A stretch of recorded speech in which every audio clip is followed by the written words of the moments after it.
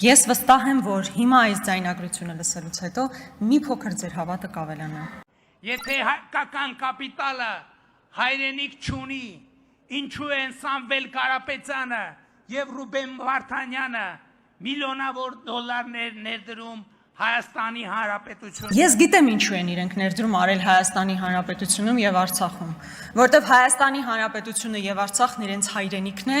իսկ ինչու է հիմա Սամվել Կարապետյանը այս իշխանության օրոք կալանավորված եւ ինչու է Ռուբեն Վարդանյանը Ալիևի ռեժիմի օրոք կալանավորված, այդ հարցի պատասխանը ես եւս գիտեմ, որովհետեւ դուք երկուստ էլ ատում եք հայ ժողովրդին եւ հայկական պետականությունները, ինչպես Հայաստանի Հանրապետությունը, այնպես էլ Արցախ։ Վերջերս մի գրառում հայտնվեց, հիմա ես իմ ձևով կմիջամտեմ։ Առաջ գոնե ձև էին անում, որ կա իրավական գործընթաց, որ կան դատական պրոցեսներ եւ այլն, քննիչներն իրենք են ինչ-որ գործընթացներ իրականացնում։ Հիմա SMS-ների, WhatsApp-ով SMS-ների փոխարեն ուղղակի գալիս է Facebook-յան արդարադատությունը, Facebook-յան ուղիղ ցուցումներով մարդիկ են կալանավորվում։ Սա է այն համակարգը, որ դուք ստեղծել եք։